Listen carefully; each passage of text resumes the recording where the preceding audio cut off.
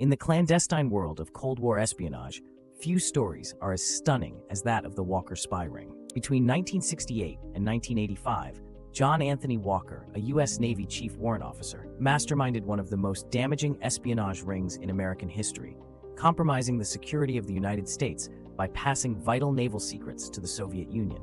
John Walker was born on July 28, 1937, in Washington, D.C. In 1955, he enlisted in the United States Navy, where his career saw a rapid rise due to his technical skills and sharp intellect.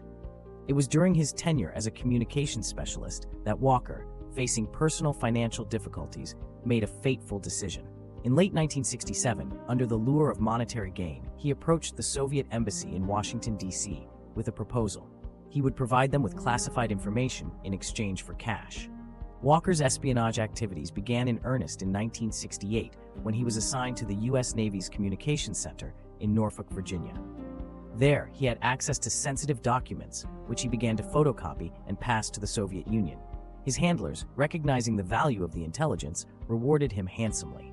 This clandestine activity continued unabated for years, thanks in part to Walker's cunning ability to recruit others into his fold, thus expanding the scope and impact of his betrayal. In 1974, John Walker's brother, Arthur Walker, a retired Navy lieutenant commander, joined the ring. Arthur provided classified documents from his employer, a defense contractor, further enriching the information pipeline to the Soviets. By the late 1970s, the Walker spy ring had expanded even further to include John's son, Michael Walker, who enlisted in the Navy and began supplying information while stationed on the aircraft carrier USS Nimitz. Another key figure was Jerry Whitworth, a fellow Navy communications expert whom John recruited to supply additional high-level cryptographic material. The operation was meticulous and sophisticated. The members used dead drops and coded communications to exchange information, with John Walker often traveling to meet his handlers in Washington, D.C., and sometimes flying to Vienna for face-to-face briefings.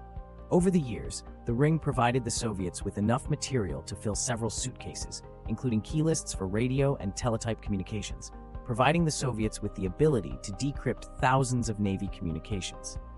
However, the intricate web of espionage began to unravel due to a combination of greed, carelessness, and familial strife. In 1984, after years of abuse and neglect, John Walker's wife, Barbara, whom he had divorced, threatened to expose the operation if she did not receive financial support. Fearing her threats, John attempted to buy her silence. But Barbara, realizing the gravity of the situation, decided to act. On November 17, 1984, Barbara Walker contacted the FBI, divulging her ex-husband's activities in detail. This tip set off a comprehensive investigation led by Special Agent Robert Hunter and his team. After months of surveillance and wiretaps, the FBI made their move.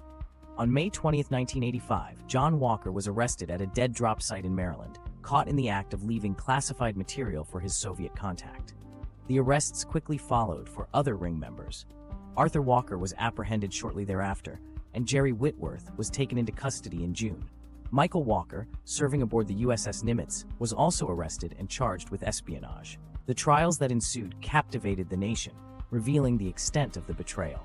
John Walker, facing overwhelming evidence, pled guilty and agreed to cooperate in exchange for a lighter sentence for his son.